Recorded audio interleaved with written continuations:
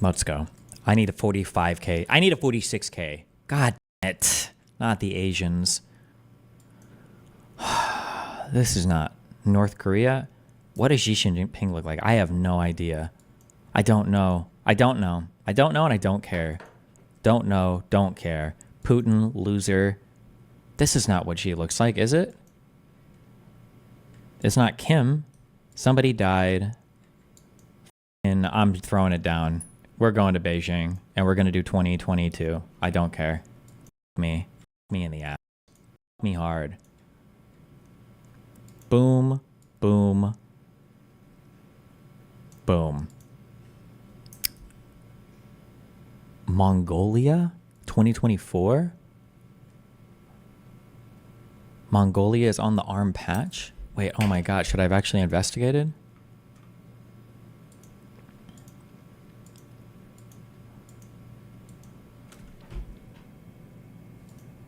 I don't think oh, Mongolia. Oh, we could have scored higher here. I shouldn't have given up. We had a good year, too. That was an extra 2,000 points. Don't care, didn't need it. Don't care, didn't need it. Let's go. Okay. Chile. Chile. CH. Do you think that means Chile?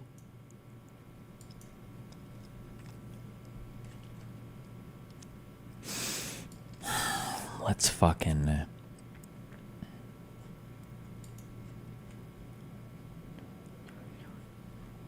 CH. Or it could mean like... Is Czech Republic CH or CZ? Czechoslovakia. Or is it CHC? Actually, I don't fucking know. South America or Europe? Czech Republic. God damn it. Cows walking on the goddamn street.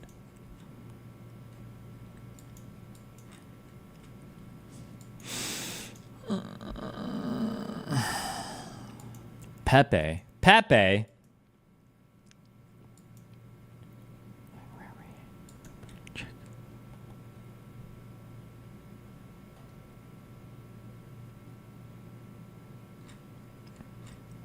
Good luck.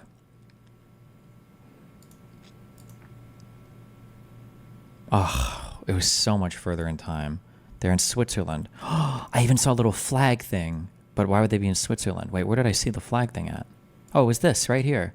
But I didn't know if it was actually like the flag. Actually, I still don't even know if that's supposed to be their flag. Why the fuck do they have cows walking around? CH is Swiss? Wait, why? That's cringe.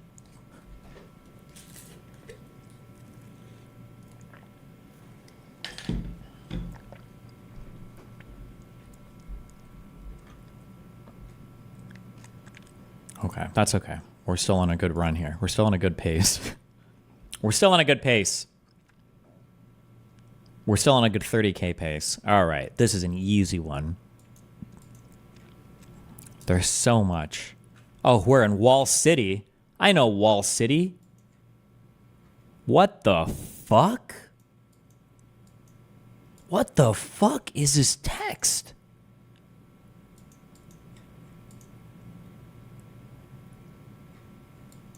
Are we on some Indian shit? Holy fuck. Oh wait, Titan watches. Okay. Okay, we need to find Wall City in India. Is this India? I don't know. Maybe Wall City, India. Please, just show me a place called Wall City.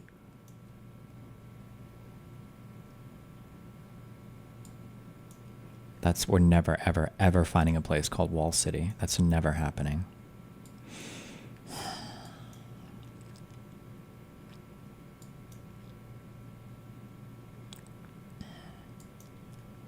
Fatehpuri. Do you think that's a street or do you think that's a...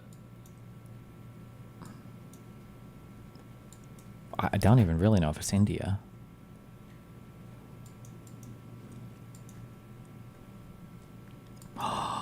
Oh my god, Delhi. Wait, is there an old Delhi? There is, isn't there? Wait, hold on, don't get baited.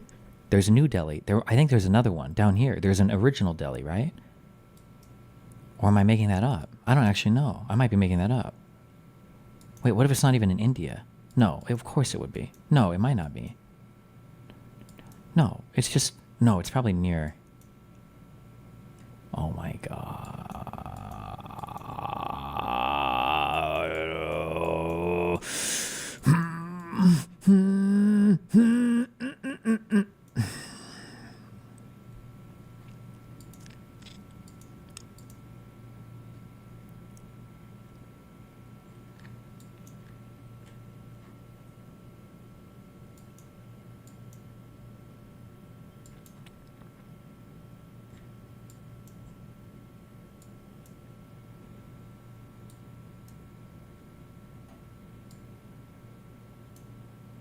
Gaza is bad? Oh, what? What the fuck?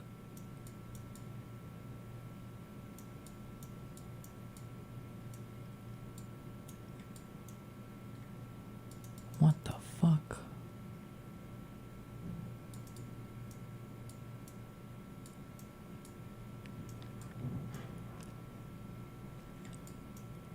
Okay, fuck me. Don't care. Give me a year. Anywhere.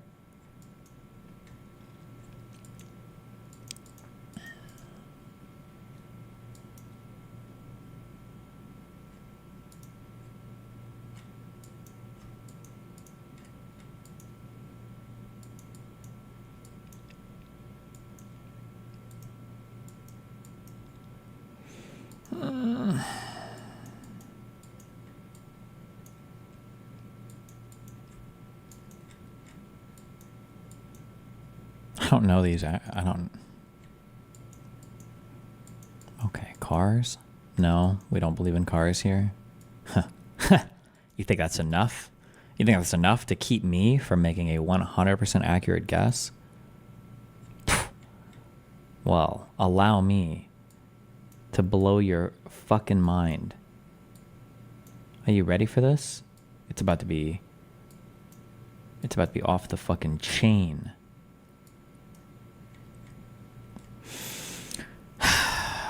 But I don't know. I'm gonna guess 2018. I don't see phones, but it's India. They have phones, don't they? This guy's holding a phone, maybe. 2018, 2018, 2018, 2018. Yeah, we're gonna do it. Fuck it. Good luck. Oh, okay. Old Delhi. I knew Old Delhi was near New Delhi. They always put the Delhis together.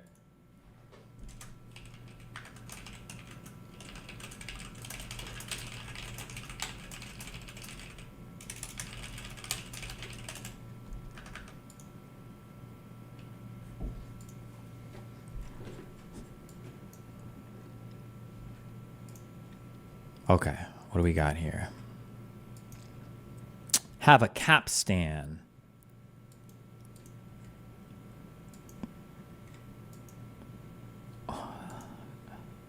Kemp's Gold.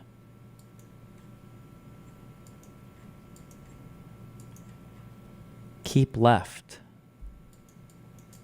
Shepherd and Hedger. House, Hotel, and Yacht Furnishers. Bargain Offers.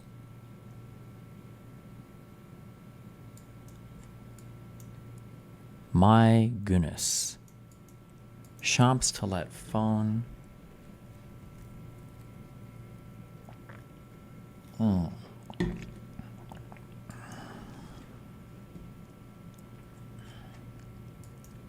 Who does the tram stuff?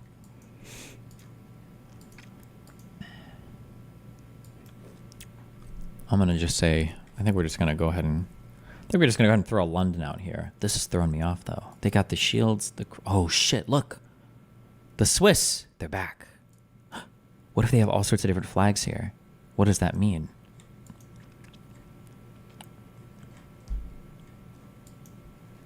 What does it mean? Oh my god, hold on. Give me a year, and I'm about to make the sickest fucking guess ever. No, wait, I was going to say, like, Brussels. Never mind. It's probably London, because it's all English and shit too, right?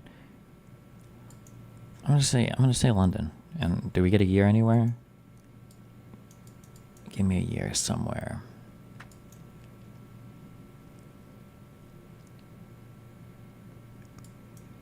The miracle of...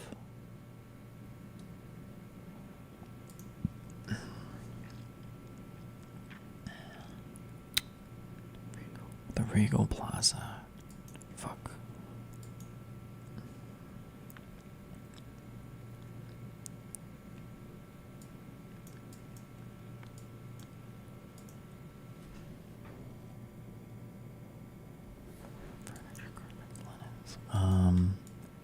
Fuck.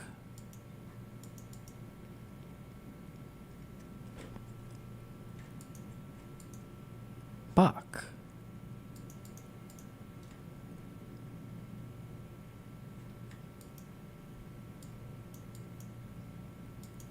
Jesus. 55? I don't know. 55 London. Good luck. You know what? You know what? Let's go ahead and throw up an old Cambridge. Wait. I thought Cambridge was up there. Am I crazy? Is it not that far up here? Oh, maybe I'm thinking of Manchester. Wait, where the fuck is Cambridge at? Have I ever been there before? I thought it was north. London. And then you go north? Somewhere? Am I just making shit up? I don't know. Maybe I'm just making shit up. I guess I am just making shit up. Maybe it's over here. I have no idea. No. What the fuck? Okay, let's go. 55. I have no clue. 35. Fuck. But we got the location right-ish.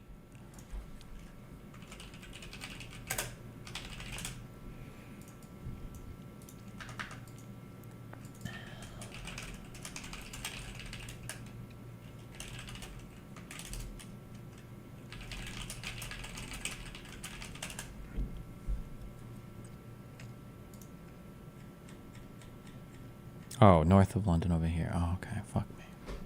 Read my manifesto now. You be sure. Nathan, we're not reading your stuff on my stream, okay? I can read it for you privately, okay? Jesus. Chill. Also, you shouldn't be writing things called manifestos, okay? You're going to get kicked out of school. Why are you donating money to me also? What the fuck is wrong with you? Nathan!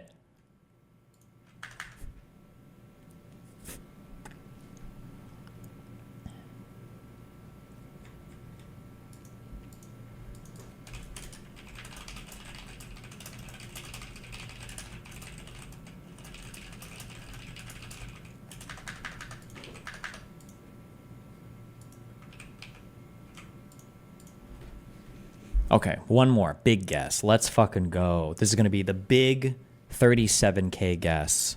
Oh my god. The Nile River. Is that this one? It goes all the way down here, right?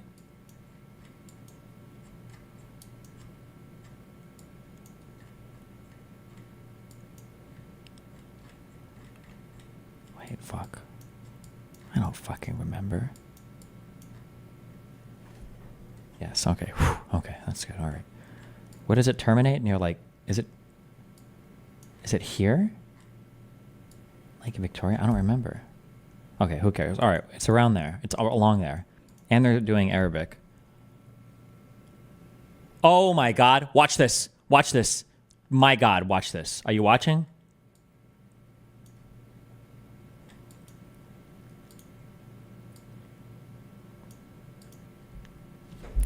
Arrgh! 2011 was the takeover. Supporter of Egyptian President Hosni Mubarak riding a camel through the streets of Egypt while fighting anti-Mubarak protesters. Mubarak? I don't know how to pronounce this guy's name.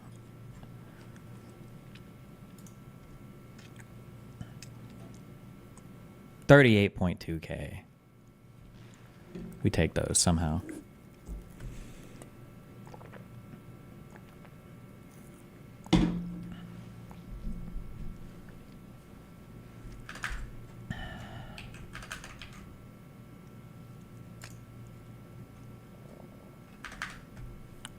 said the rioting has to stop. True.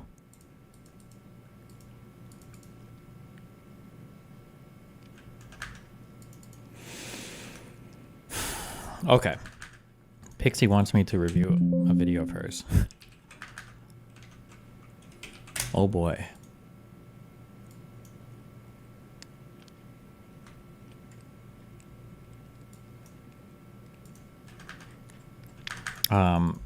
Give me a minute and I'll be back and we'll do this.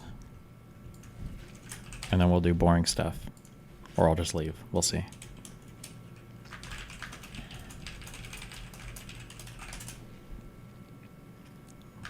I'll be back. Don't die.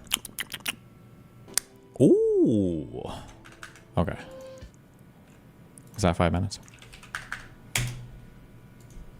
Subscribe and share. Hi guys, today I'm going to be doing a breakdown of the Russian disinformation scandal, otherwise known as Russiagate 2.0. I'm going to be covering the lies, deceit, and scandal that the DOJ uncovered in yesterday's indictment. It's going to be an informative video, so please like, comment, subscribe, and share to any of your friends that you think would be interested in the details of this case. Yesterday, the DOJ unsealed an indictment detailing how the Russian government has spent $10 million trying to spread Russian disinformation and propaganda through none other than right-wing Republicans. There's been multiple people implicated in the scandal, including, but not limited to, and honestly, who knows how many other people. In order to understand— Fuck, am I supposed to be giving feedback on like aesthetic and everything for videos? I can't do this. I suck at this. I don't even make these videos. How we got to this point first, let me tell you a little story of a company called RT. RT, formerly known as Russia Today, is a media company that is funded and operated by the Russian government. We know this because RT's editor-in-chief publicly acknowledged, since we receive budget from the state, we must comply with the task given to us by the state. RT has had a pretty shady history. They've done all sorts of shady things. One clear example is during 2016 Brexit, a previous RT journalist asked his editor, what should RT's line be for this whole Brexit situation? And his editor responded with, anything that causes chaos is RT's line. So yeah, RT is basically here to create chaos and spread Russian disinformation. After Russia invaded Ukraine— Wait. They've done all sorts of shady things. One clear example is during 2016 Brexit, a previous RT journalist shady. Since we receive budget from the state, we must comply with the task given to us by the state. RT has had a pretty shady history. They've done all sorts of shady things. One clear example is during 2016 Brexit, a previous RT journalist asked his editor, what should RT's line be for this whole Brexit situation? And his editor responded with, anything that causes chaos is RT's line. So yeah, RT is basically here to create chaos and spread Russian disinformation. After Russia invaded Ukraine in February of 2022, RT was dropped by distributors, sanctioned, and forced to cease formal operations in the United States, Canada, UK, and basically all of the European Union. In response, RT, in the words of its editor-in-chief, created an entire empire of covert projects meant to help shape Western audiences' public opinion. One of RT's covert projects was run by none other than these two names. For the purpose of this video, we'll be referring to them by their nicknames, Pxie and Lena. These are the two people listed in the indictment for violating the Foreign Agents Registration Act, otherwise known as FARA. So what is FARA exactly? FARA dictates that if you are residing in the United States as an agent of foreign principal, you have to register with the Attorney General. The types of actions that require being registered under FARA include basically political activity or dispersing money in the behest of your foreign nation. What does this do exactly? Well, by registering under FARA, you let the United States government and public audiences know basically where you're coming from. It helps just give people more information knowing whether they should trust you or not, what your true intentions are, etc., etc. Obviously, if I know somebody's employed by the Russian government, I'm going to take certain of their claims a little bit less seriously or with a bigger grain of salt than I would have previously.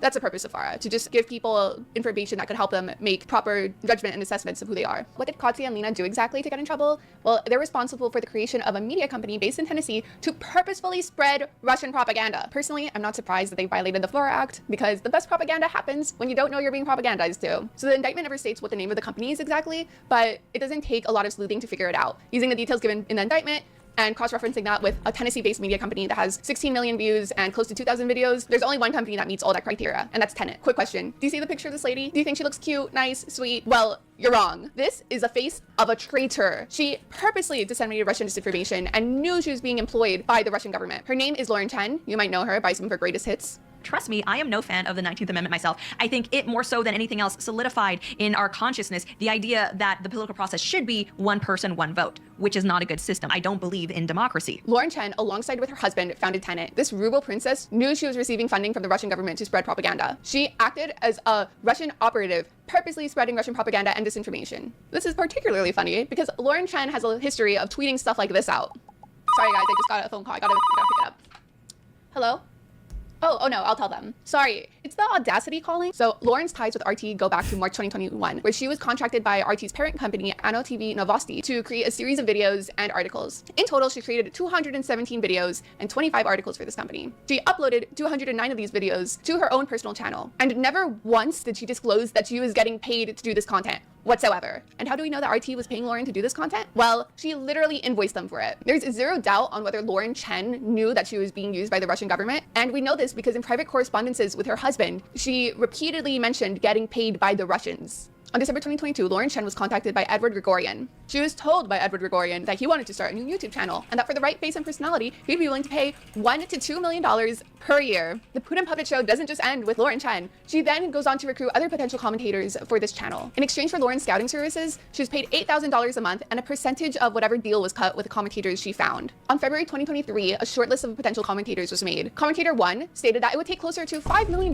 for him to be interested in the deal. Commentator 2 stated that it would take around $100K per weekly video for it to be worth his while. Lauren Chen then told her investor that it would be really hard for the channel to become profitable and that even with sponsors and ad revenue, chances are they wouldn't be able to recoup their costs. Her investor, I wonder why, decided to go along with the deal anyways, saying that they would love to work with commentator 1 and commentator 2. Now, the indictment doesn't say who commentator 1 and who commentator 2 is, but we can again easily figure out that information by looking at the details of the indictment and who else works at Tenet. When we cross-check the information of subscribers to the personalities that we're looking at, it seems like commentator 1 is Dave Rubin and commentator 2 is Tim Pool. Tim Pool is particularly funny, seeing that he has a long history of saying some really sketchy pro-Russian propaganda stuff. This is psychotic. Ukraine is the enemy of this country. Ukraine is our enemy, being funded by the Democrats. I will stress this again. One of the greatest enemies of our nation right now is Ukraine. Ukraine is the greatest threat to this nation and to the world. Ukraine is the greatest threat to this nation and to the world. Greatest threat to this nation and to the world. We should rescind all funding and financing, pull out all military support, and we should apologize to Russia. Apologize to Russia. Apologize to Russia. Which I guess in hindsight makes a lot of sense. But the question still remains. Did Dave Rubin and Tim Pool knew that they were being funded by the Russian government? According to the indictment, the answer is no. They were under the impression that Edward Grigorian was the one financing the operation. They were told that Edward Grigorian was a successful financial professional who worked across Brussels and France in multinational banking. The problem is Edward Grigorian does not exist. He's a fictional character made up by the Russian government to help get commentators to join on board. Not that it took much convincing anyways, seeing that Tim Pool quickly jumped on board after having just one phone call with him. Meanwhile, Dave Rubin did push a little bit harder trying to get some background information on Edward Grigorian, asking for some sort of materials. But all it took was getting him sent a fake profile for him to be able to start agreeing to join this operation. So it's very safe to say that at least none of these people did their due diligence or even attempted to do their due diligence towards researching the guy who is literally paying them millions of dollars for their content. They didn't even bother to cross-check the information given to them through the fake profile, which brings into question, why in the hell should these people ever be trusted again? What kind of journalist doesn't do basic research regarding the man who's going to give them millions of dollars? Long story short, the final contract ended with Dave Rubin producing 4 weekly episodes for $400,000 a month, while Tim Pool sold his soul for $100,000 per video. And just to make it crystal clear, Lauren Chen knew Edward Grigorian was a fictional person. She knew that she was getting paid by the Russian government. And we know this because, again, in private correspondences with her husband, they both admitted to each other that they knew they were getting paid by the Russians. Once the commentators signed on, phase 2 of the plan began. Lauren Chen went from making $8,000 a month to $25,000 a month. In return, she became CEO of Tenet. Her company then hired a Russian marketing firm, ran by none other than these two names. Pxie and Lena, the two people charged in this indictment. Lena then proceeded to create 2 fake accounts, supposedly 2 people who worked under Edward Grigorian. The first one was Helena Shudra, who was in charge of coordinating with the editing team. The other one was Victoria Pxie, who was in charge of operations through the investor team. Using these accounts, Lena asked content creators to share on a daily... The first one was... Wait. Lena then proceeded to create 2 fake accounts, supposedly 2 people who worked under Edward Grigorian. The first one was Helena Shudra, who was in charge of coordinating with the editing team. The other one was Victoria Pxie, who was in charge of operations through the investor team. Using these accounts, Lena asked content creators to share on a daily basis certain pieces of content. Russian propaganda. So to clarify, the Russian propaganda wasn't just contained into the Tenet channel. No. This bled out into the personal pages and channels. At one point, it got so bad that the Tenet staff started pushing back, saying some of these pieces were just overt shilling. One example of some blatant Russian propaganda being pushed could be seen with the Moscow terror attack, where Lena specifically asked Lauren if there's anybody willing to cover it. She said, I think we can focus on the Ukraine-US angle. The mainstream media spreads fake news that ISIS claims responsibility for the attack, yet ISIS itself never made such statements. All terrorists are now detained while they were heading to the border with Ukraine, which makes it even more suspicious why they would want to go to Ukraine to hide. Lauren Chen then proceeded to ask other content creators if anybody would be interested in covering the story. Commentator 3 agreed to do so. When we cross-check who covered the story at this time with these talking points, one name appears, Benny Johnson. Benny Hanna, you took the bait, baby. By June 2024, Pxie and Lena were given direct access to post on Tenet. In other words, 2 Russian operatives literally had direct access in controlling a US social media company. The response to this has been incredible, with people like Tim Pool and Benny Johnson claiming that they were victims of a crime that they had no idea. 2 things to know. They are saying that the indictment was leaked. No, it was not leaked. It was unsealed. Second of all, Tim Pool is lying when he says that there was no outside influence when it came to the production of his show. Lauren Chen literally created a Discord server with channels for individual contributors and commentators to talk about pitches, story ideas, concepts, channels that Russian operatives had direct access to. So even though Tim Pool might have not known that he was being used by Russian operatives, it doesn't change the fact that Russian operatives did have a way and an avenue of being able to influence his content. Some people have doubts on whether these ruble Republicans were actually deceived, or if this was just a case of people willfully playing ignorant in order for them to cash your checks. It is kind of hard to believe that you didn't do any research when it came to your $1 million investor, especially from people who are arguing that they should be taken seriously as political journalists and commentators. Personally, I don't know. What do you guys think? Let me know in the comments below. This neurosurgeon is high. What? Hi, guys.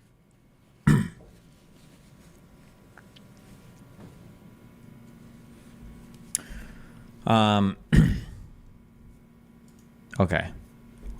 You guys all asked me for fucking career advice, okay? Pxie asked me to review it to see if there's anything she could do better or differently in this video. I don't know if she's asking me for aesthetic advice or just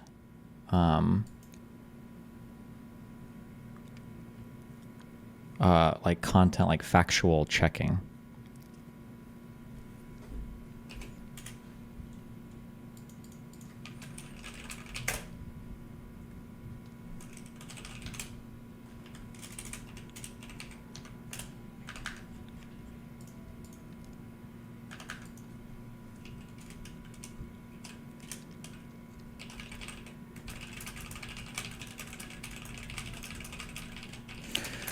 Hold on.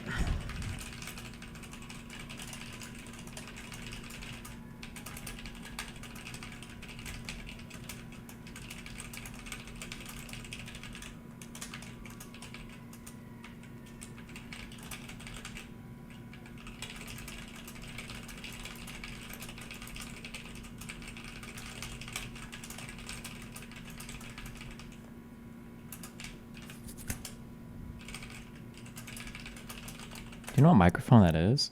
Is that an SM7B or is that some kind of blue microphone?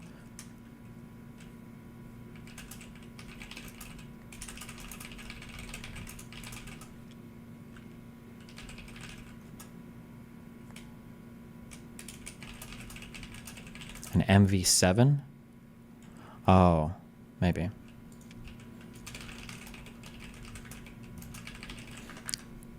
Fuck, hold on. Let me listen for 1 second. Makes a lot of sense.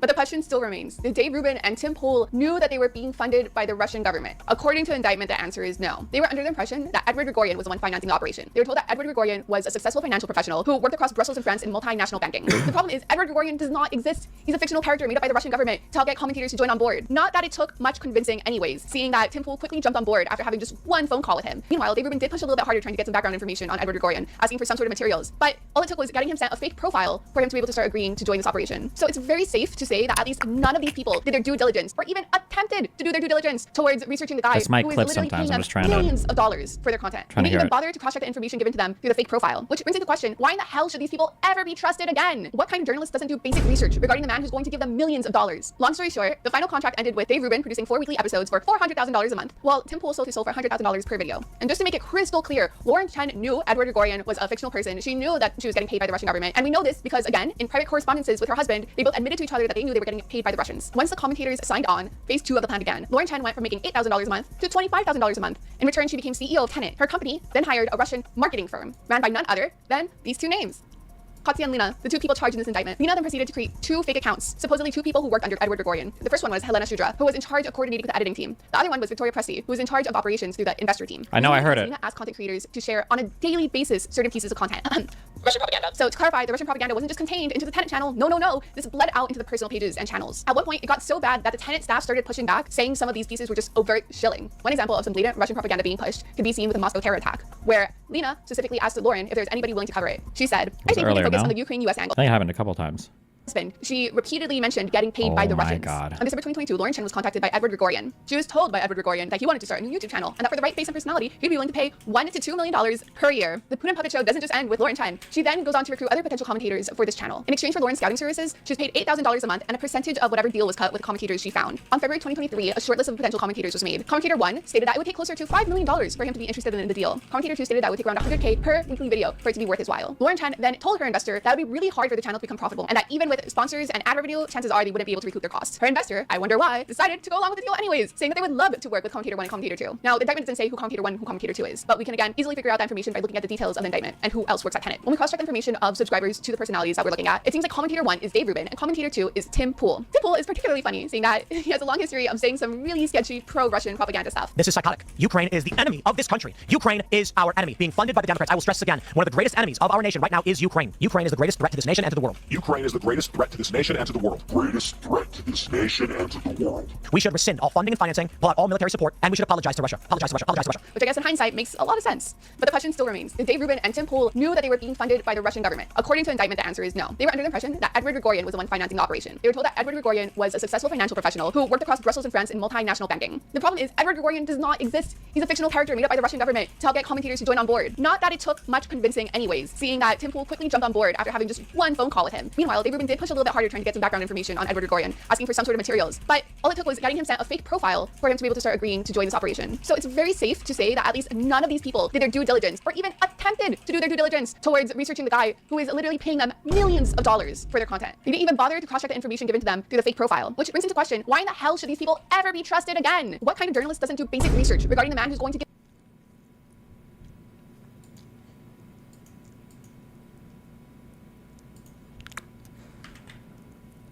Oh.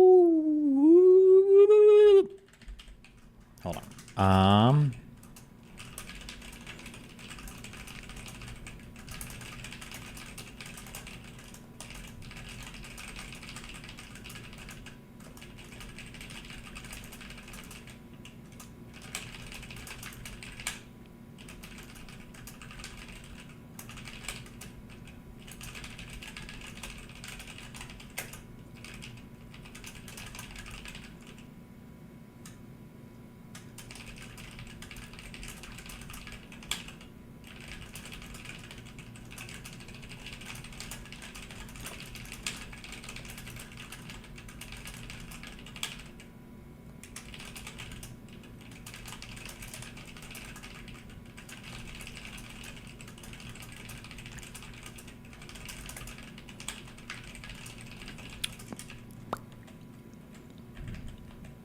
Do, do, do, do, do, do, do, do.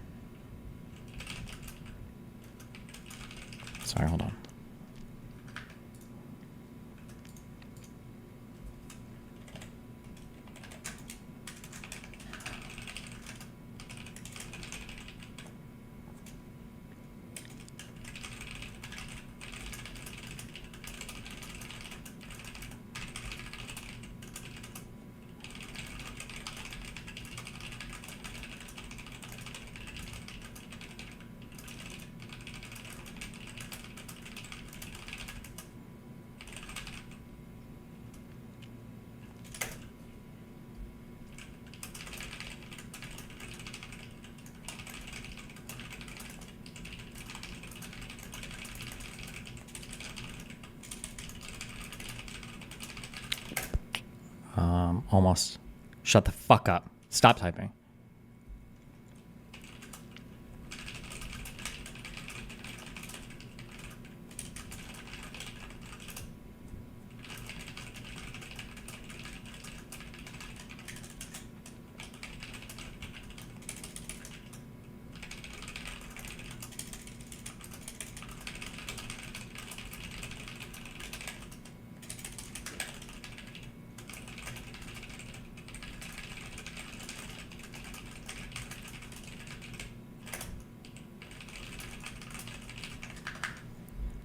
Okay, this is free advice for any of you fucking people that all message me and ask me how to be YouTubers or whatever. Okay, all right.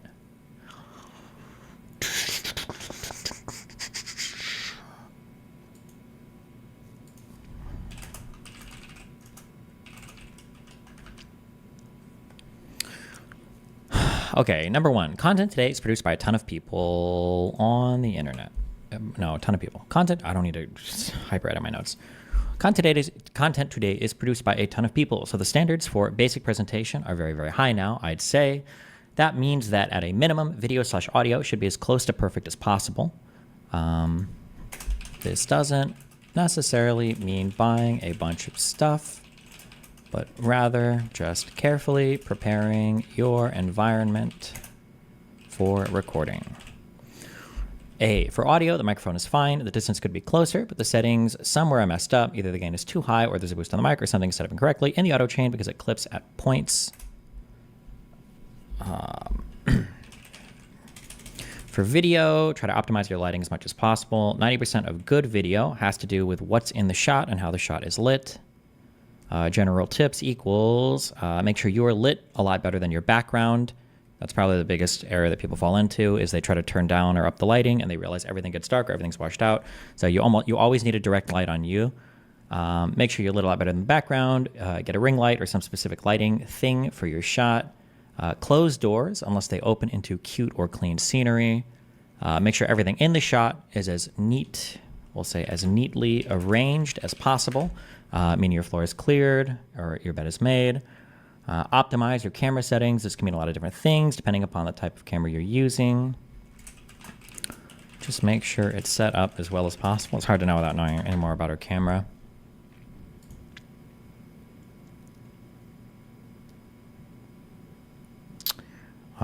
Script is probably okay. A script is probably okay / help for these videos, so you don't have to cut as much.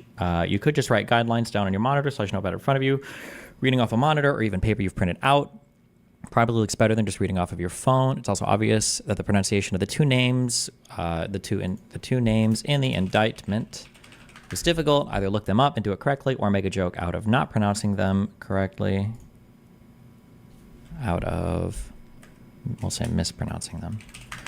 But to just say these two people and then show the names makes it obvious that there's a pronunciation difficulty. 3, when you're reading from or using the indictment as a guide, showing the highlighted parts of the indictment instead of just having your own text on the screen probably feels better.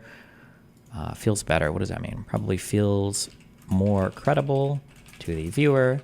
It makes it seem more coherent, I'd imagine, and gives the viewer a feeling more like they're following along with something rather than wondering how much is your own conjecture. This is a matter of taste, though, so I could be wrong on this, but you could even highlight the indictment parts and then bold or exaggerate text you want to focus on if necessary. Inserting jokes or vine booms and all of that is fine. If you keep doing this and you get more practice, you'll develop your own rhythm that will feel natural and better, and you'll get an idea of how to improve as you continue to make videos. Hardest part is just being able to do the research, script a coherent video, and then produce the whole thing without any massive or major fuck-ups. You've already got that down, so good job. Minor factual correction. It's not clear from the indictment that Tim Pool ever took direction or instruction from any of the people in the Discord. Something to keep in mind. Tim Pool or nor his producers. Okay.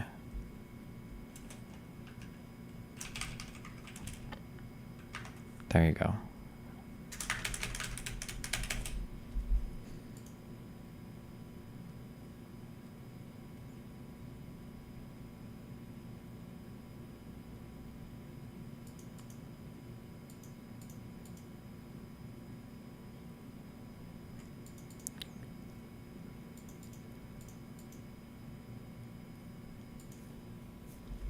Okay, boring time?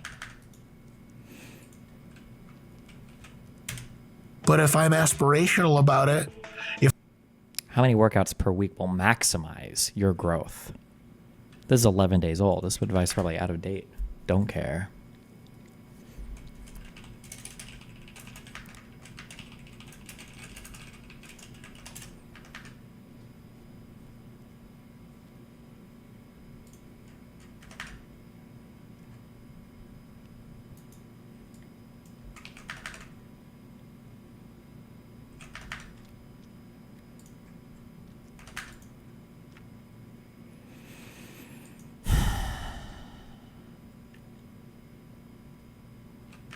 Check the disagreements channel. Okay, we'll do one of these. What do you want?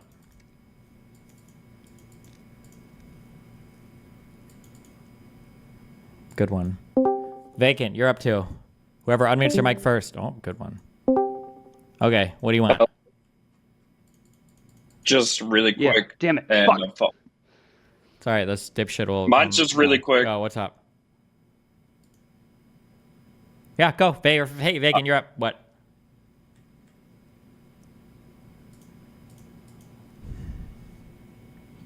All right, go to the subreddit and look up Blood Court.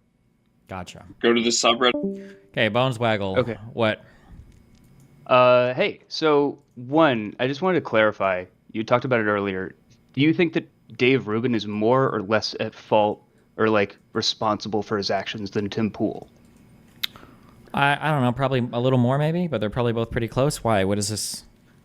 And maybe I'm just misremembering. I thought you said that Tim Pool had more responsibility or was more in the wrong, I guess.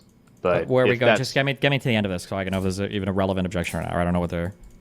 Well, no, that's really it. Like, if you don't actually have that opinion, then I'd have nothing else to say. Other than one other thing, you ever notice how all these Trump supporters online seem to have New York accents? I did notice that. Wait, does this guy sound like Gisticle's brother?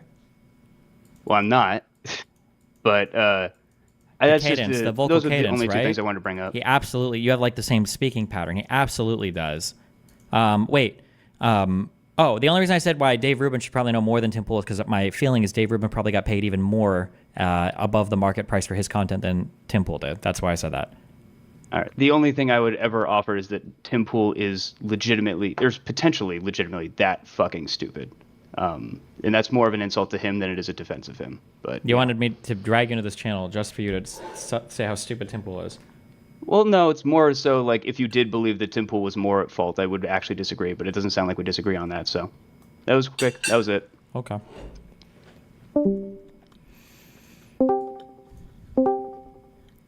Corn and Conqueror.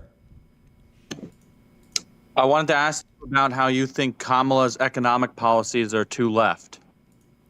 I don't know. I'm not a big fan of price control stuff. I'm not a big fan of like the unrealized capital gains taxes. Probably not a big fan of... Probably most of your econ stuff is going to be a little to the left of me. I don't know. I'd have to look into it, though. I don't know if they've even gone over platforms much. Why?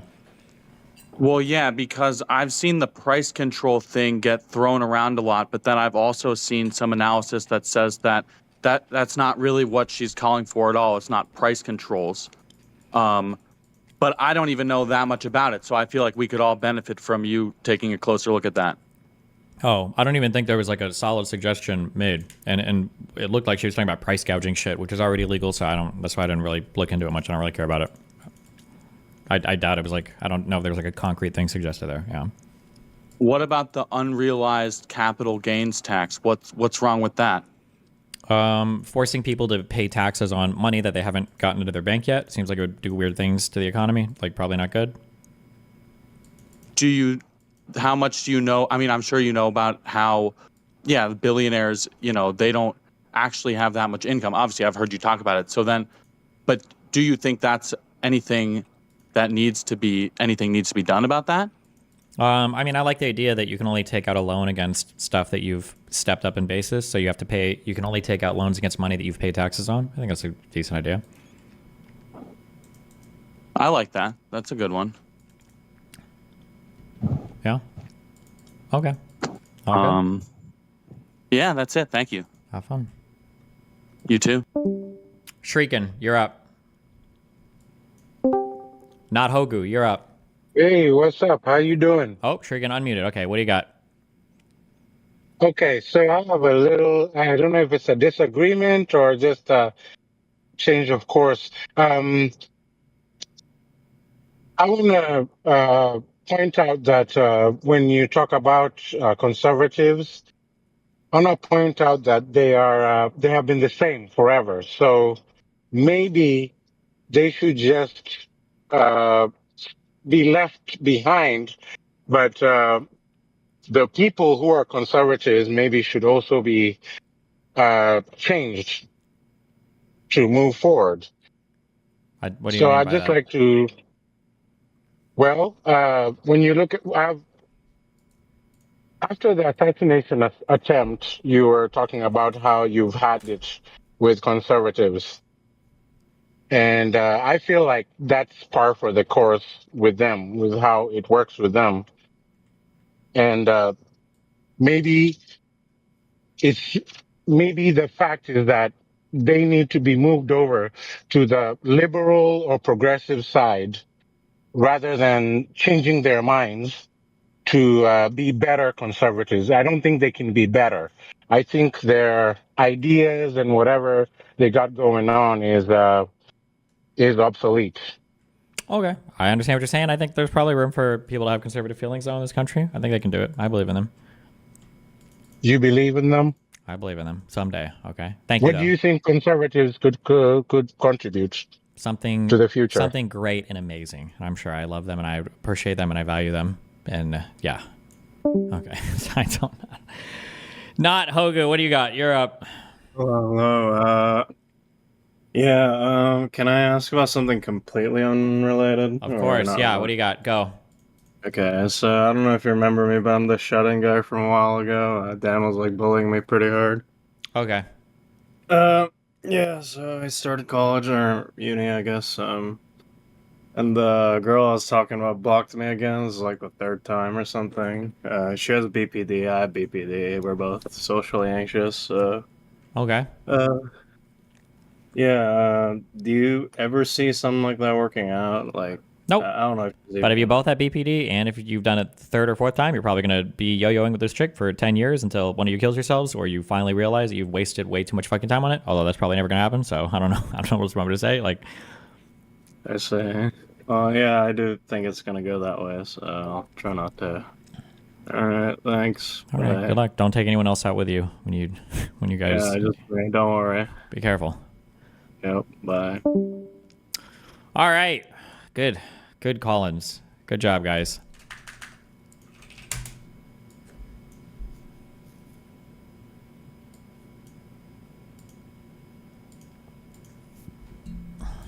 Uh-oh, what is this?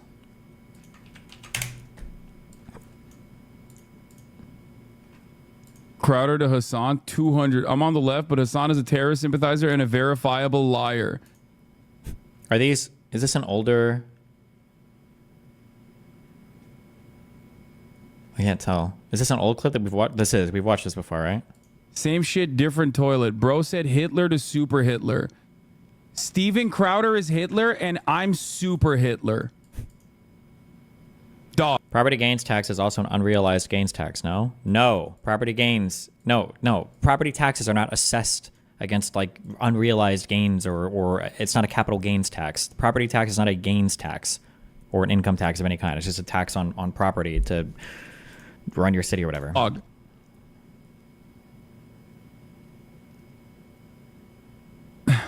Hassan supports Russia just like the far right. Congratulations on meeting the horseshoe. Based. The Russian army literally made an ad where they depicted Hassan Piker as a gay fake man who paints his nails. Hassan has been against Ukraine since day one and has been pro-Russia even after finding out people like Tim Pool and Lauren Chan were getting paid off. Oh no, wait, this is current. By them. Oh no. Uh-oh. He literally raised hundreds of thousands for Ukrainians during his initial start of the war, announced this isn't justification. He explains that the U.S. is at fault and the only benefiting party from this. U.S. congressmen proudly said they destroyed Russia's army without sending a single U.S. soldier by giving Ukrainians their old weapons. It's so obvious they don't give a fuck about Ukrainian people. Uh-oh. It's a really idiotic way of thinking. He justified Russia taking Ukrainian regions, said Ukrainians are Russians, and said that Ukrainians are Russians. Yep, I think he said that about Crimea, didn't he? Dude, I'm gonna be honest with you. Like, if your property goes up in value, do you pay more taxes on it? If so, it's a tax on a non-income gain. You're not taxed on your gains. No. When you sell your home, you still have to pay a capital gains tax on the difference in value. The property taxes are not taxes on income of any kind. you gotta be really fucking in. Like, I don't know how you can be like, I hate Steven Crowder because he's Hitler, and I hate Hassan way more because he's super Hitler. Like, what the fuck does that even... I need to understand the brains of some of these people. Like, how do you have that level of brain damage? By the way, 53 people liked it. 53 people? What? Like, you have to have straight up, like, verifiable brain damage.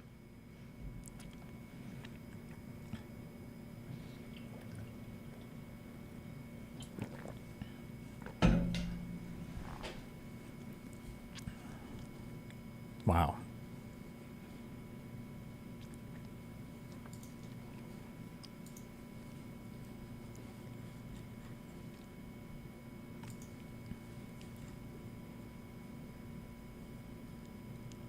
Brain damage.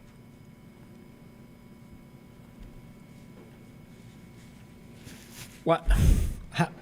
What? Who said this? Can somebody tell me, just instead of all of you guys pretending like you just have come up with this retarded opinion, can somebody just point me to the dipshit YouTuber that said this? Where are you guys all getting this? Unrealized capital gains tax and property tax are both a tax on the appreciation of an asset you own prior to the sale. No? No, it's not. No, that's not true. No. If you pay taxes on your home and the value of the home goes down, you still pay taxes on it. You're not paying on the appreciation of an asset. You're not paying on the gain that you make on an asset. You just pay a tax to the city for whatever the city fees are that's assessed based on the assessed value of your home. That's it. It's not, you're not paying on a gain. You're not paying an income tax. You're not paying on a capital gain or anything. You're just paying a property tax for city management or whatever the bullshit. Like, that's it. Why is everybody saying this? Where did this come from? Some YouTuber or some Reddit commenter got upvoted to the top of some bullshit.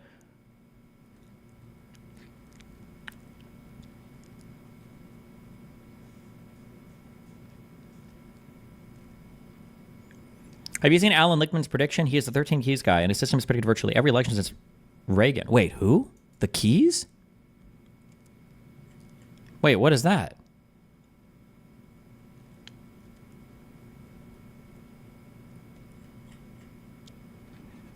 Then why do properties worth more pay more tax? Don't you pay more because they've gained value and then are worth more? No, you just pay a tax based on whatever the property is assessed at.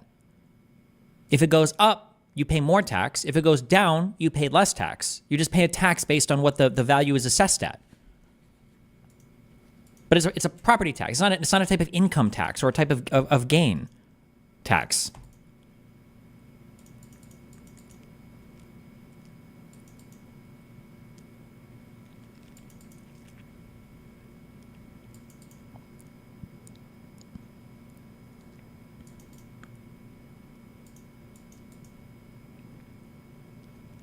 The average household gets taxed 15%. What's wrong with households making 100 million getting taxed at 25%? They probably pay more. It's okay. But it is a tax that correlates with the value of an unsold asset. I'm a Britbonger. It doesn't matter if it's sold or unsold or anything. It doesn't make a difference. It's just it's a property tax that's assessed to the value of your home. It doesn't matter if you sell it or unsell it or any. That has no bearing on it. It's not a gain. It's not a capital gain. It's not a type of income. It's nothing. It's just a tax you pay that's assessed against the value of your home. That's it. It's assessed you based on the value of your home. It's not a gain tax. You're not paying on an income. You're not paying on an appreciation of an asset or anything like that at all. It's not.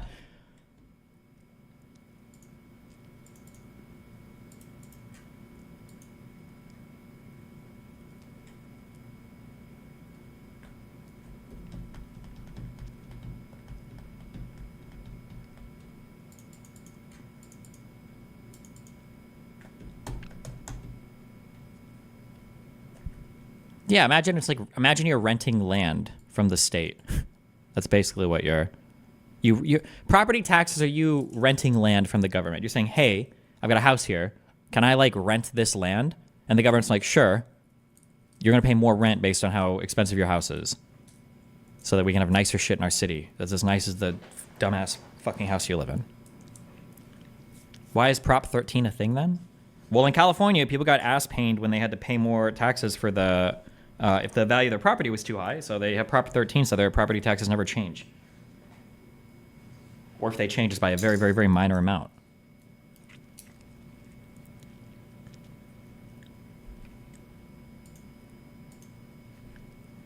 Why would it be based on the value of the home? Probably because there's an idea that the nicer the house... Or no, wait, what do you mean, why is it based on the value of their home? Because you have to pay, because the idea is that the nicer the neighborhood, the nicer the house, the more money the people have, probably the more city services and stuff you want to pay for, right? Like imagine you got a bunch of people that live in 1-bedroom homes. The city probably needs to pay less for them than you would if you've got a bunch of people with 10-bedroom homes with a fucking million kids. You probably need more roads, you need more upkeep, you need more whatever. So it's just an easy way to just peg the value of the property taxes that you pay to pay for shit in your city to the value of people's homes. Hey. What? I just wanted to add a little bit of context for people. The idea that it's not a capital gains tax, it's a wealth tax. It's based off the amount that the home is valued at. It has nothing to do with whether or not it's been sold or not, but also too, homes are not the only thing that are subject to this. Other states have other taxes similar to this for other things that you own, like cars and boats and stuff like that. So it's not completely unheard of, and it's not a capital gain because it's based on the assessed value. It's a percentage of the assessed value of the item. So as you said, if it goes up, you pay more. If it goes down, you pay less. As you amortize it over time, you'll also pay less. You know, it's not a capital gain because it doesn't have anything to do with the value, or it has nothing to do with unrealized value. It has to do with the value of the ownership of which stake that you have. That's all. Sure. Okay. Yeah. Yep. All right. Bye. Love you. If what you're saying is true, then property taxes are more extreme than unrealized capital gains taxes because the tax base of the underlying asset is larger. That doesn't make something more extreme or less extreme. What? I don't know. It's what?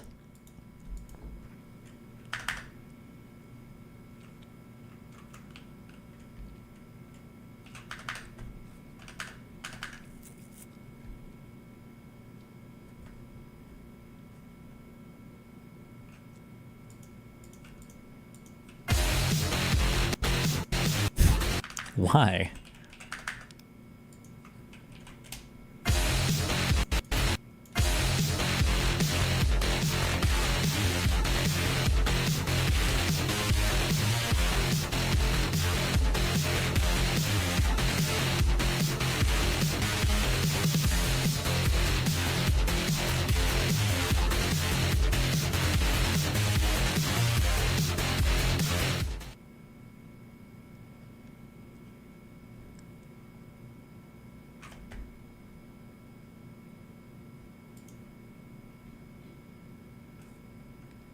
So it is a wealth tax that works. Why do you think wealth taxes on investments wouldn't work?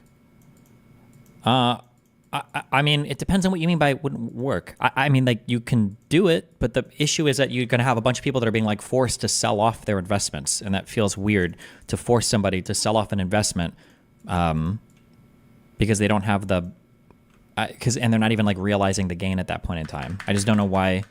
I don't know why you would force somebody to realize a gain on an investment like that until they sold it. I just don't think there's a great reason for that. I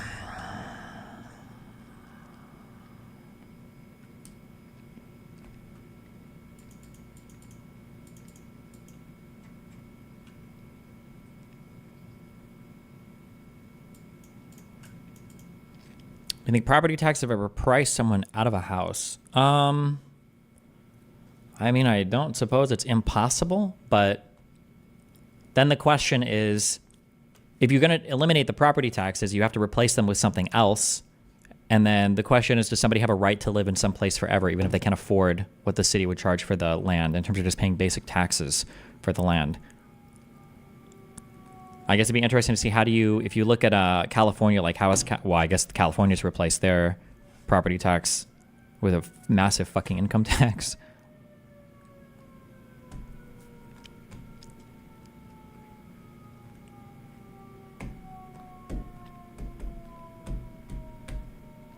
Are you not in favor of a land value tax? I don't know enough about LVT shit.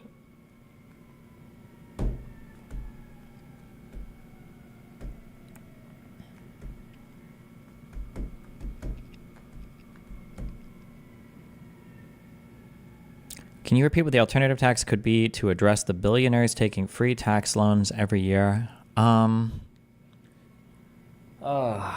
need to start. Hold on. Let me just take a deep breath. I feel like my audience is becoming significantly to the left of me on economic shit. I don't know if you fuckers, I picked you up during the anti-conservative arc or what.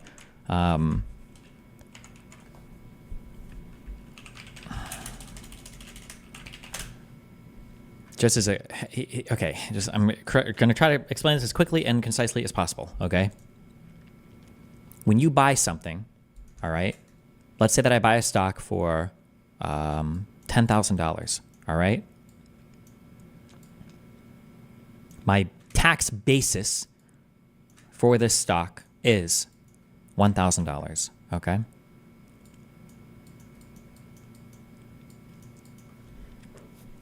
Let's say that we hold on to this investment for 10 years, all right?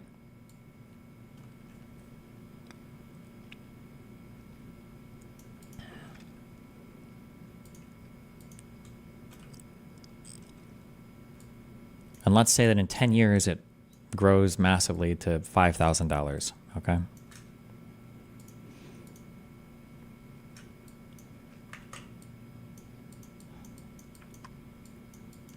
When you sell this asset, all right? When you sell this asset, your tax basis for your $5,000 asset here is $1,000, okay? So when you sell this asset, you have to pay on the capital gain, okay? The capital is just money invested in something, all right? And the gain is the increase in value that's only come from the appreciation of the asset itself, all right? Appreciation meaning it's gone up in value, all right? Or the amount of money people pay for it. So when you sell this for $5,000, all right, you get back your original $1,000, okay? That's your tax basis. And now you have to pay taxes on the appreciation of that $4,000. Assuming it's been at least 1 year, you're paying capital gains tax on this $4,000 gain, this increase, okay? That's a capital gains tax, all right? In my opinion, nobody's going to talk about how to tax these things well because it's complicated and no one knows how anything in finance works, whatever, okay? But the best explanation I've heard, or the best suggestion I've heard, that I've said on stream a few times, is one issue that people have is a rich person might do some investment and the rich person has $5 million worth of investment. However, that rich person's tax basis is $1,000, but he doesn't have to pay any income on this $5 million appreciation because he hasn't realized a gain yet. A realizing means that you are selling, you're cashing out, okay? There's a taxable event that's being created when you sell this thing. That's a realization. You're realizing a gain, all right? Now, ordinarily we'd say, okay, well, that's fine. Why would we tax somebody on money that they don't have access to or they don't have yet? Typically, you would want to tax an unrealized gain. But the thing that makes people ass pained is that really wealthy people can walk into a Wells Fargo and they can say, hey, listen, Wells Fargo, I want to take out a loan for $3 million and I'm going to secure that loan, meaning if I don't pay you back, you can take my investments. I want to secure it against this $5 million stock that I have, and I want you to charge me like a 1% interest rate, okay? So now other people are looking at this and they're going, okay, wait, hold on. Now, you have an unrealized gain that you haven't incurred a taxable event on. You haven't done something to realize this gain, so you haven't paid tax on it, but it feels like you're using a sneaky little sneaky sneak to have access to this money, right? And this workaround is what people are upset about, which is fair. because you're basically gaining the utility out of having this money at a very, very, very, very, very, very, very, very low cost. It won't be 1%. It might be a little higher, but I think there's a cute workaround for this that I saw somebody suggest. And what they say is you should only be able to take out a loan that you've already paid taxes on. You should only be able to take out a loan against your tax basis.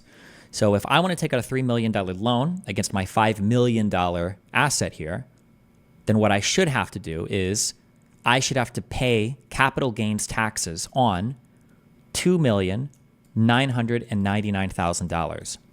What'll happen is when I take this loan out, I'll have to pay capital gains taxes on this.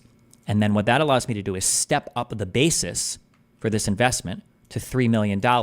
So now I only have an unrealized gain of $2 million. But my tax basis for this investment is now stepped up to $3 million. I think that's fair. That step up in basis I think is fair. And then I feel like this is a good fix for this problem without running into weird, stupid shit. Am I retarded? How do they pay back the loan without eventually paying taxes on some sort of income or capital gain in order to pay it back? So one thing that you don't want if you're earning money is, here, let's say this, okay?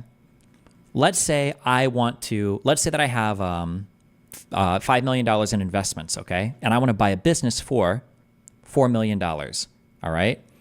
If I want to buy a business for $4 million, let's say that my income is here. Now, capital gains and ordinary income are going to be different, but let's just combine this for now, okay? Let's say that my income is here. We'll say this is 100K, all right? Now, let's say that this year I do this income. Next year I make a little bit more. This year I make a little bit less. Then let's say this year, okay, fuck, I want to invest in this business. I'm going to sell off a ton of my assets. And then this year I'm going to go back to making my normal thing in order to buy this in order to buy a thing that I want to buy for $5 million, right?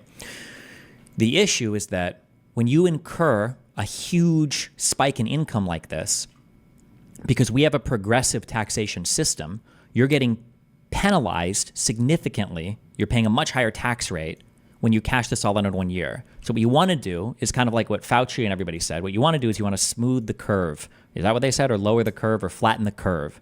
What you'd like to do is, well, what if instead of cashing out $5 million this year, what if I just cash out $2.5 million this year and then $2.5 million next year? Or what if I do $1 million this year, $1 million next year, $1 million next year, right?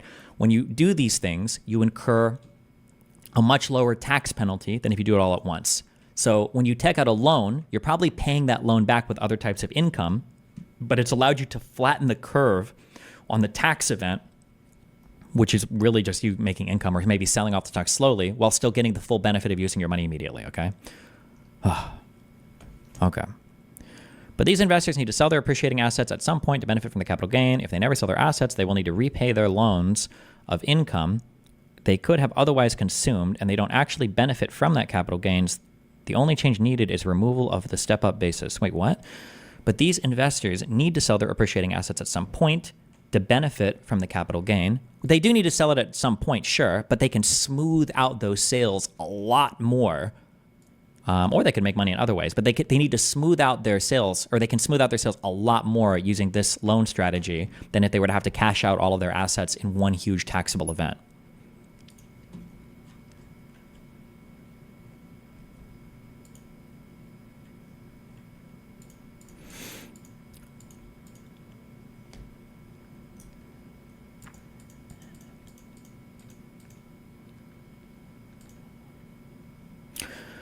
Question 1, after using my stock for this loan, I paid the loan off. Now I want to use the stock for another loan. Am I taxed again? No, no, because you just have to step up in basis, right? That's just your money.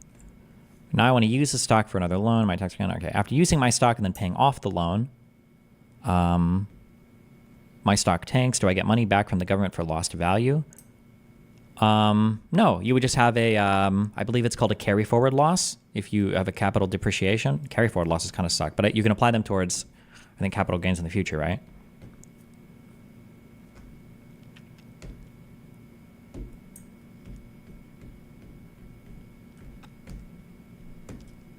Should this apply for lines of credit on real estate?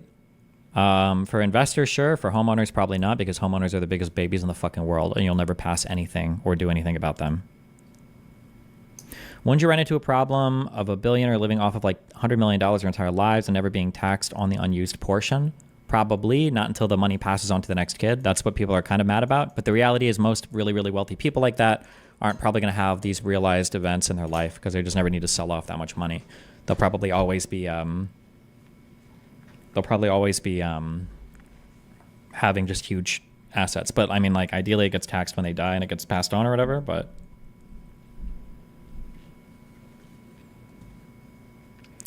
can they not endlessly refinance loans without ever selling the stock? I mean, you could take out future loans, assuming everything continues to appreciate in value.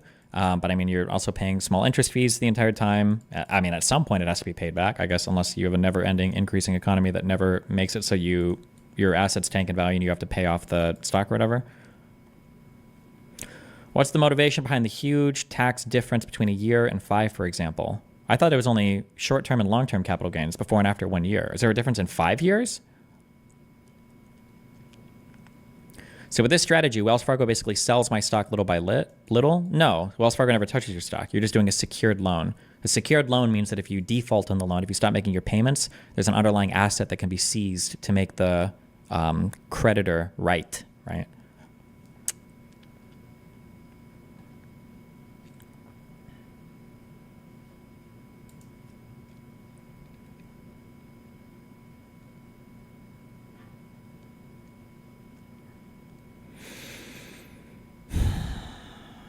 Can you pay the tax to increase your tax basis without actually selling the stock? I don't think so. I think you always have to sell to step up the basis, but you could always just sell and rebuy, right?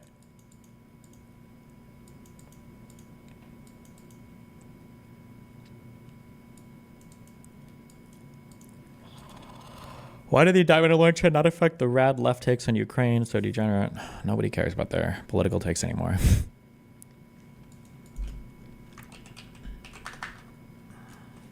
Okay. What did this guy say? What? Just say what if they don't pay the loan and then the bank takes their stock? Is that a tax-free money glitch?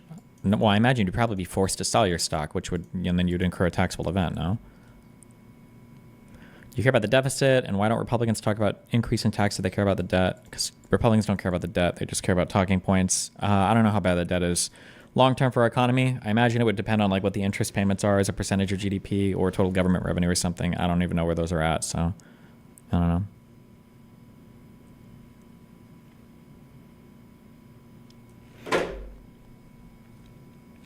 LOL, good luck taking your stock. I imagine it'd probably be pretty easy to take your stock. I imagine you could probably get like a court order or some shit and just force the sale of the event. Like your assets would probably literally be seized, no?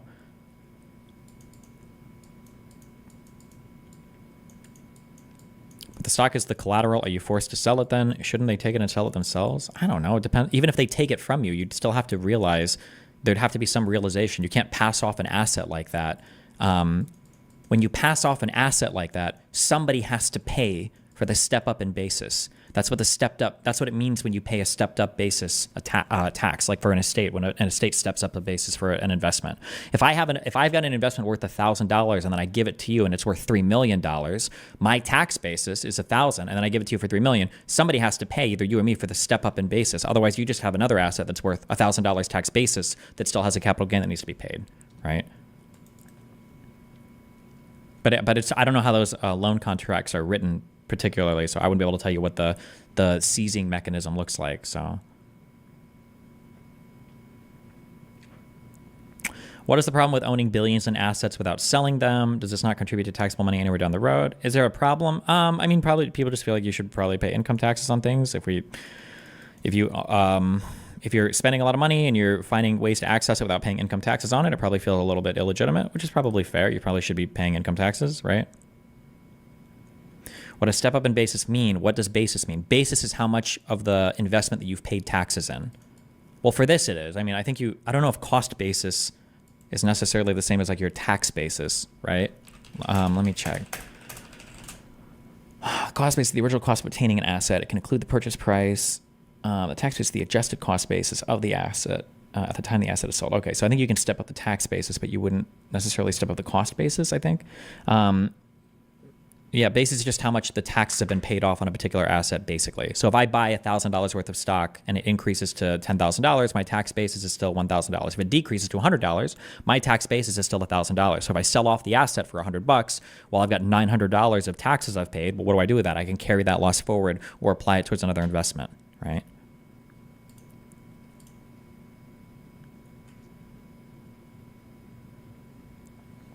When you own billions and pay less than some average worker, yes, they should fucking pay.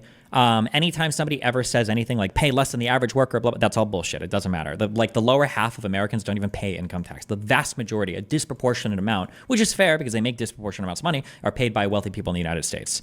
The idea that poor people pretend, and it's not even poor people actually, it's middle class people who are always LARPing as poor people. Nobody that talks about being poor on the internet or about poor people on the internet is ever poor. It's always a upper middle class white kid pretending to be poor, okay? Poor people do not carry the tax burden of this country. It is almost exclusively carried by upper middle class and wealthy people, almost exclusively. That's, yeah. So the idea that like, oh, you have to pay more than my fucking secretary. No, your secretary doesn't pay fuck all in taxes compared to wealthy people and what they pay in taxes. I promise. Let me just say the Harris proposal is limited to people with assets above $100 million. Very, very, very few people would face this tax. The tax on unrealized gains. Another reason why this type of tax would be dumb is because you're probably not even going to raise that much money anyway. So why are we creating like a unique tax for one class of people? It's probably not even going to raise that much. Like, realized gains would be applied to liquid securities on an annual basis, although it would be smoothed over a couple of years. And then if it was illiquid, private, hard to value, there'd be a set of rules that basically assume a certain rate of return, and then you reconcile when you sell it. As a tax policy nerd, this has been an idea I've been attracted to for a long time.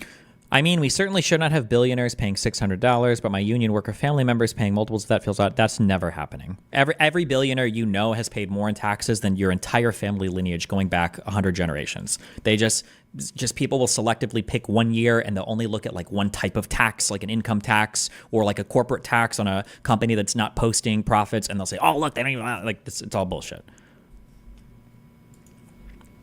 As a tax policy nerd, this has been an idea I've been attracted to for a long time.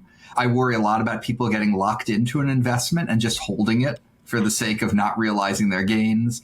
I worry about all the effort people go into to borrow against their appreciated assets, and all of this can result in capital being allocated more inefficiently. So the first thing that he says here, I haven't heard an argument against that. I think it's true, is that there might be a worry that, let's say that you have $1 million in a particular stock and you want to deploy that money. Oh, no, wait, that doesn't work.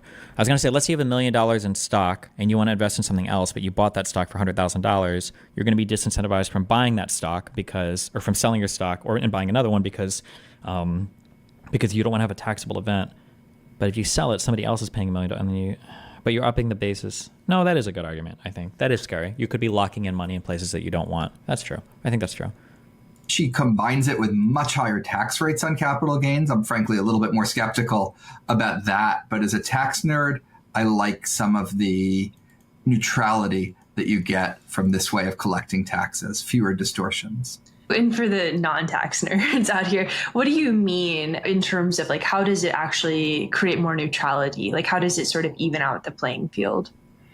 Right. So any tax is going to be distortionary. If you tax people on their work, maybe they'll work a little bit less. On their saving, maybe they'll save a little bit less. Capital taxation is also distortionary, and I worry about that. What you want to do, though, is make it as neutral as possible so it doesn't affect decisions.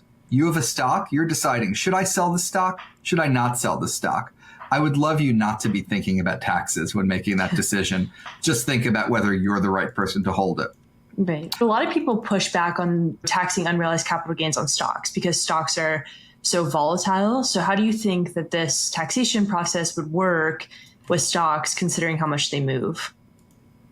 Yeah, so that's something that they put a lot of thought into when they did this proposal. And their solution was that you pay taxes each year on 1/5 of what you would normally pay them. So it's spread out over time. So let's say you bought a stock at 100, it goes up to 150. You would have to pay taxes on the $10 of gain. Let's say it crashed back down to 120.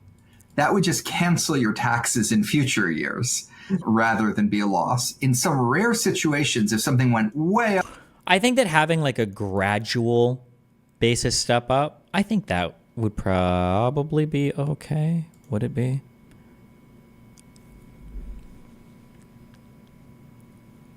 Over time, you would slowly pay taxes to slowly increase your tax basis. The only worrisome event there, I'm not really thinking about like stockholders. They don't matter as much. I'm thinking of business owners. I feel like a capital appreciation for a business owner would like be mega fucked if they had to start paying capital gains tax against the value of their business. That seems like it would be mega difficult.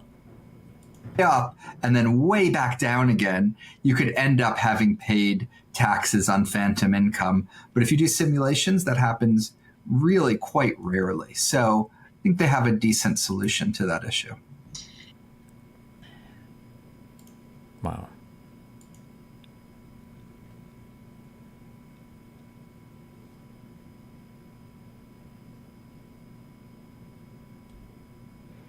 I mean, the most they'd ever have to give up is 30% of their company to pay for it. My dude. Jesus.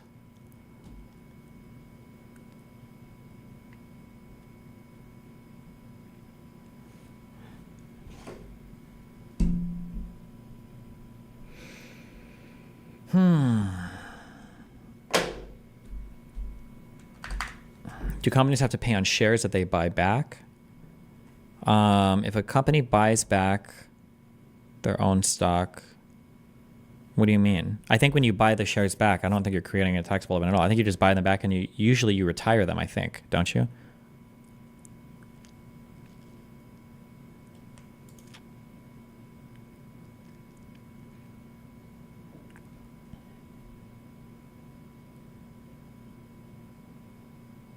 You wouldn't have to give up any of your company. That's the worst argument of them all. How is it the worst argument of them all, Charles?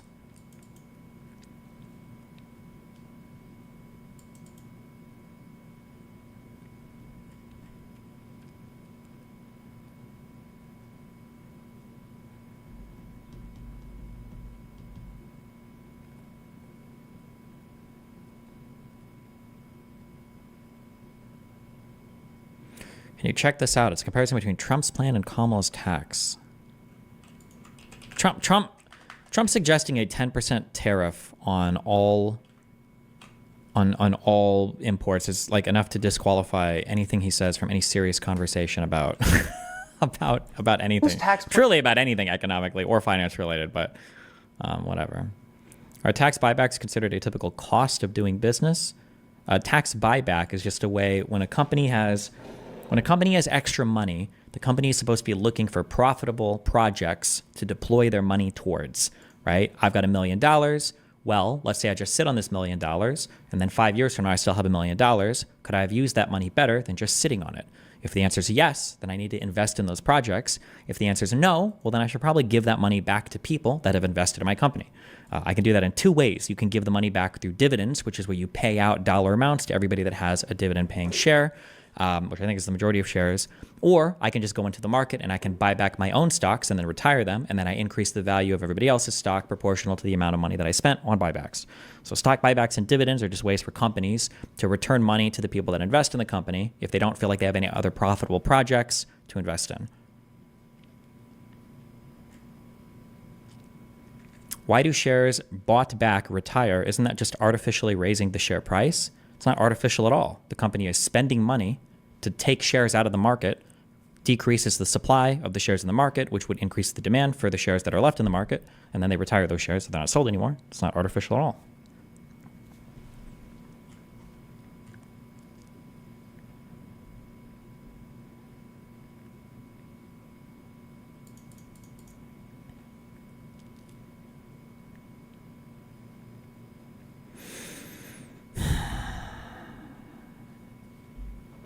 Is Bill Gates correct here?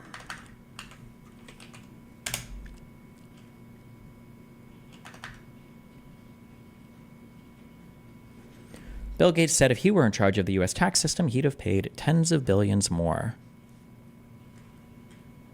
Bill Gates said he would be billions of dollars poor if he were in charge of the U.S. tax system. He told The Independent that he wants a more progressive tax system and a state tax. Gates has committed much of his wealth to charity and vowed to give his kids only a small fraction. Yeah, we could probably have a more progressive income or capital gains tax. I think that's probably fair.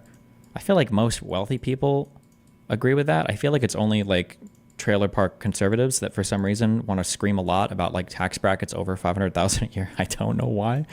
The estate tax doesn't even start until, is it $13 million of assets passed off? And then I don't even know what is the estate tax at. Is that just a flat tax on everything afterwards? Estate tax brackets.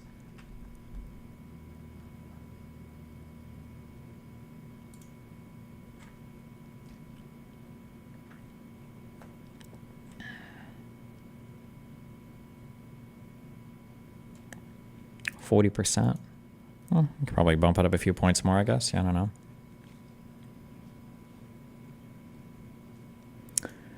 Gates has committed much of his wealth to charity and vowed to give his kids only a small fraction. But what would he change? Why does that tax system?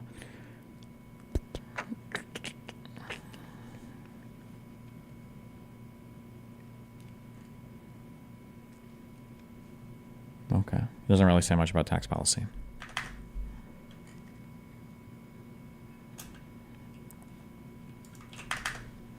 Okay. Oh boy. Whose tax plan is better for the average American family, Trump or Harris? We're going to actually run the numbers and find out. We're going to use census data to build the average American family, and then we're going to apply each tax code to that family and see who they're going to do better with. Talking points are one thing, but data is another. Wow. So let's use the data we have and actually just do the math. Okay. Okay, first let's establish how much this family makes. And 2022 is the last time we had this data from the Census Bureau, so we're going to use that. And right here it's just under $75,000. We're going to round up to $75,000. The latest data from 2023 shows that each household has an average of 1.94 kids. We're going to round that up to 2. So this is a family that has 2 children and makes $75,000 a year. And to be fair, I'm going to stack the deck against Kamala Harris here. She has a child tax credit structure where if you have a newborn child, the first year of their life, you get the $6,000 child tax credit. Then from ages 1 to 5, it's $3,600. And then 5 to 17, it's $3,000. We're going to make both these kids between 5 and 17 so we don't stack the deck in Harris's favor. Okay, let's start with Trump. Trump's policy is really to make his tax cuts from 2017 permanent. So you wouldn't really necessarily see any reduction in what you're currently seeing now. You just see a continuation of his existing tax plan, which is set to expire in 2025. That doesn't mean he's not going to change his thoughts on child tax credits or he's not going to offer additional cuts, but as of this moment, he hasn't. So right now, we're just going to run the numbers for this family based on the current tax law, because that's exactly what Trump is suggesting. Okay, so let's break down the numbers. Income is $75,000, married filing jointly with 2 kids between 5 and 17. The standard deduction is $27,700. Their tax bracket's going to be 12%, and they're going to get a child tax credit of $2,000 per child, which is $4,000. So when you break all those numbers down, after all their tax credits, their effective tax rate is 2.23%.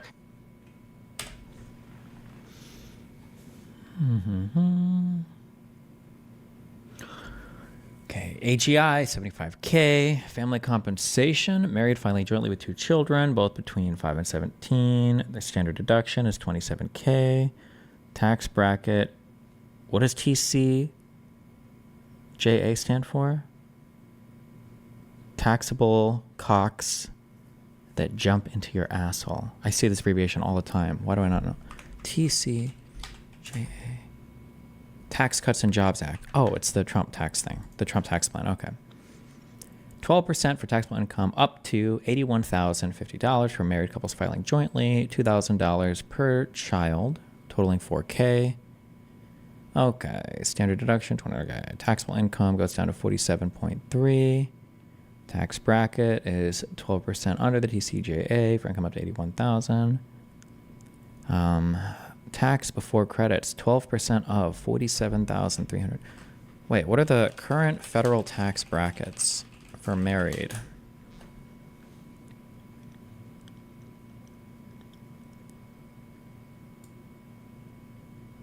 Okay. 12% under this guy. 12% of what? Okay, he's doing this calculation incorrectly. And Trump's the total taxable income here should probably be reduced by, or the tax amount should be reduced by 2% of 11,600, which is, I want to say $232, but that's absolutely not right.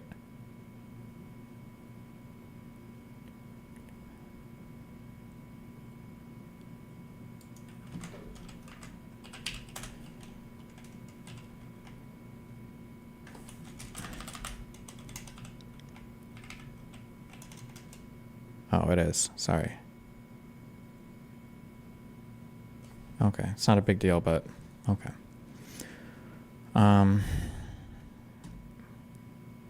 You're looking at single, not married.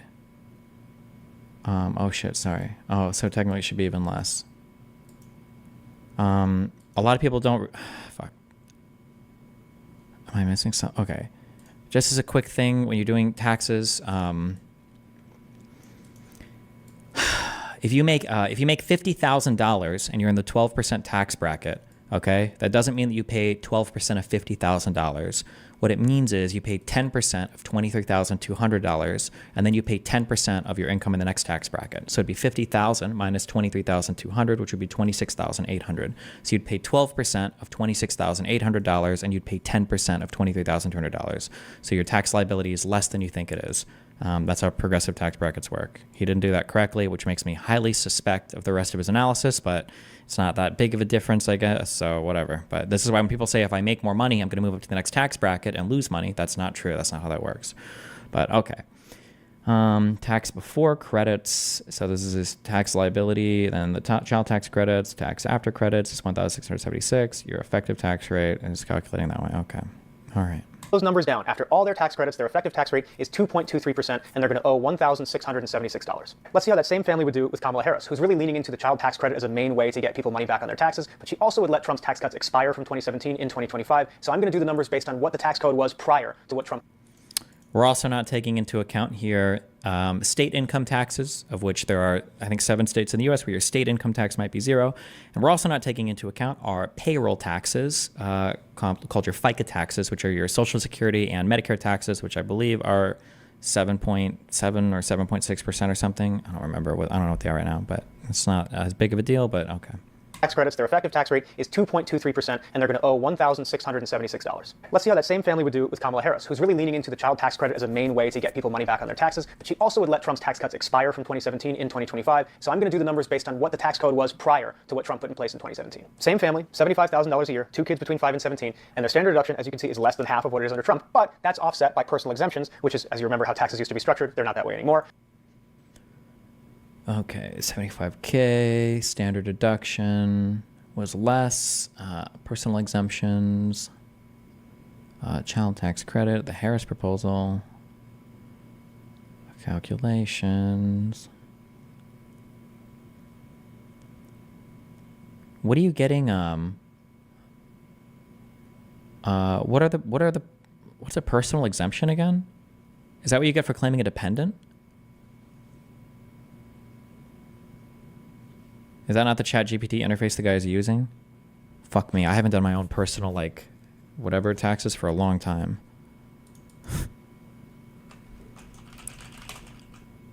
It is 100%. Okay. Personal exemptions. You get a personal exemption for yourself and your dependents. Do you get... I thought that's what... Am I crazy? I thought that's what your... standard deduction was. Is and then you can eat other people's exemptions if you're basically eating their standard deduction by claiming them as a dependent. No?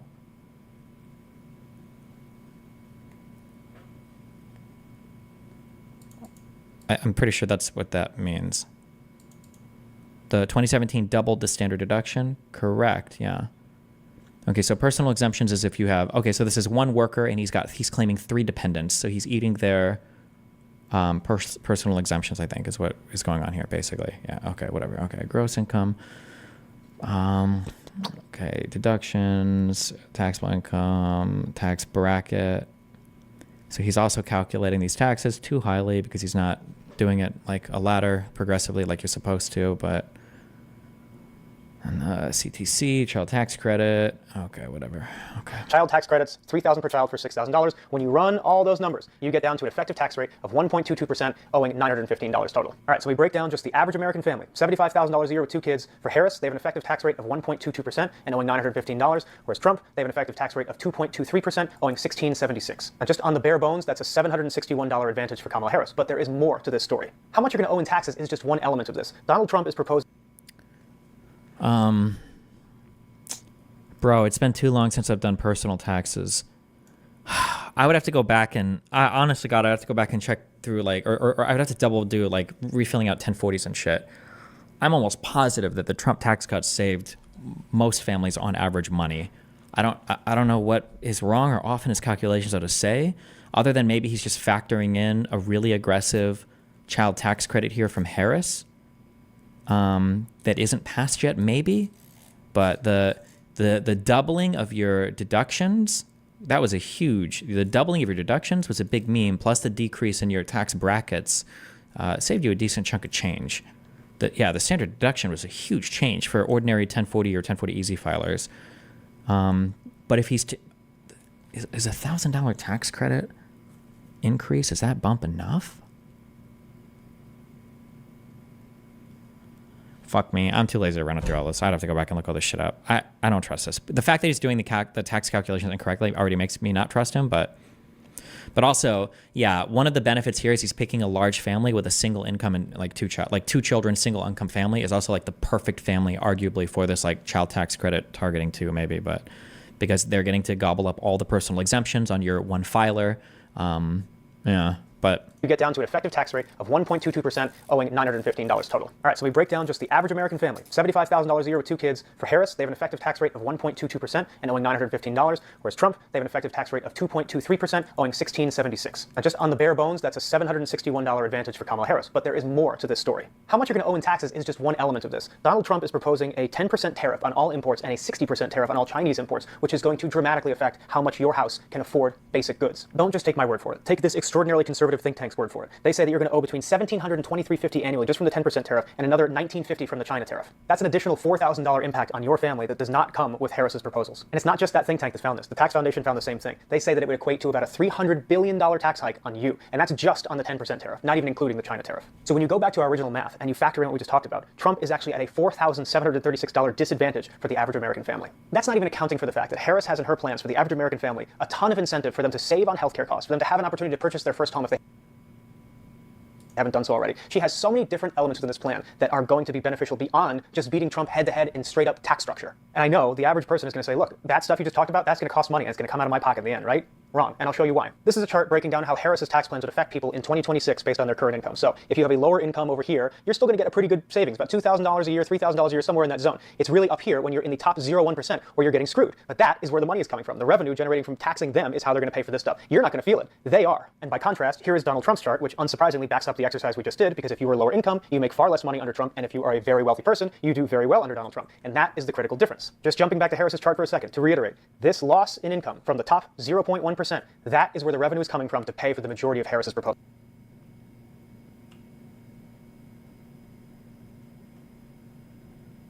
Yeah, I don't think that's going to work that way, Chief, but good luck. It is not coming from your pocket. You are doing great under Harris. It is coming from their pocket. So when you toss the talking points out the window, get rid of the messaging, and just look at the numbers, it's abundantly clear that Kamala Harris's plans not only are better for you just from a straight taxation perspective if you're an average American, but they're also better for you when you factor in all the other elements of how their two policy structures are going to affect your bottom line as a household. I really got to give Republicans credit too, because they have done an exceptional job messaging that the opposite of what I just presented is true. And I think a lot of Republicans are going to watch this and believe that what I'm saying is just a big pile of lies. My advice to that group of people is do opposition research on yourself. Try to prove me wrong. And if you can't, consider that I might actually be right. True. Good job. Based ChatGPT presentation. Yes. DIs, DI back. If he DIs, DI back. DI back. Yeah. DI back. DI back if he DIs back. If he DIs, DI back. If he DIs, DI back. DI, DI. DI, DI, DI, DI, DI, DI, DI. DI, DI. DI. If he DIs, just DI back. I did it. I did it. I did it. Fuck yes. Fuck yeah, DI back when he DIs. If he DIs, DI back. DI. Good job.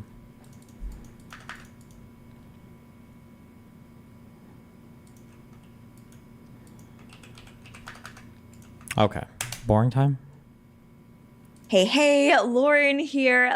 Let's talk about government propaganda. You know, the stuff that you see coming out of North Korea or heck, even Russia. Actually, let's talk about Russia for a second. As Vice News put out, Russian TikTok influencers are actually being paid to spread Kremlin propaganda. And in fact, as people on social media have found, there are several different Russian TikTok influencers who can be seen reading the exact same script to their audience, words that were probably given to them by the Russian government. Thank goodness that type of thing would never happen in a Western country. That's so outrageous.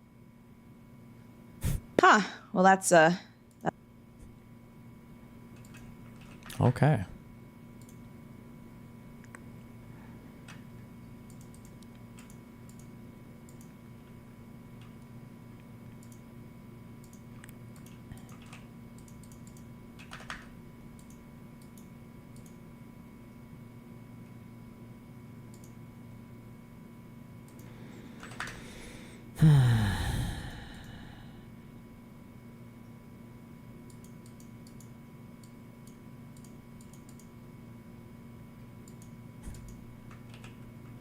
Black woman eats the neighbor's cat on driveway.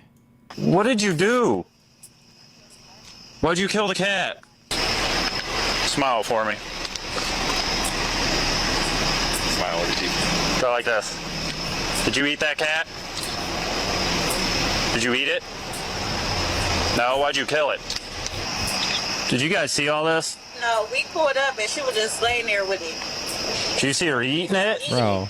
She was eating it? Yeah, she was. You call the Humane Society, see if they'll come pick this cat up. It's deceased. What did...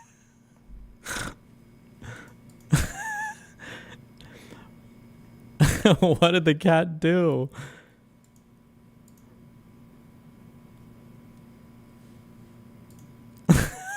Why?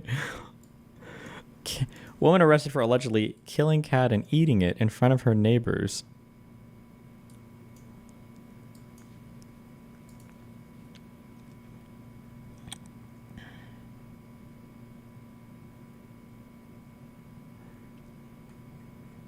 All right. Jesus. Would you ask the lion why? True. I wouldn't. You're absolutely right. And based. Oh, hello. Hello, miss.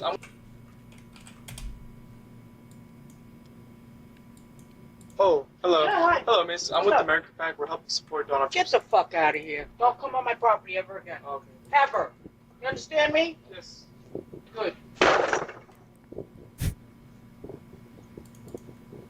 Jesus.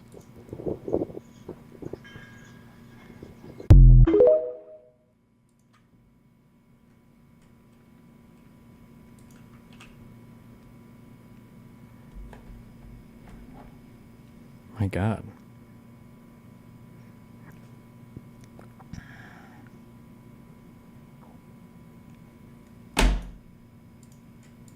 Okay. We're doing boring stuff. I'm gonna use the bathroom. We come back and we're done. No more excitement for the rest of the day. 1 sec.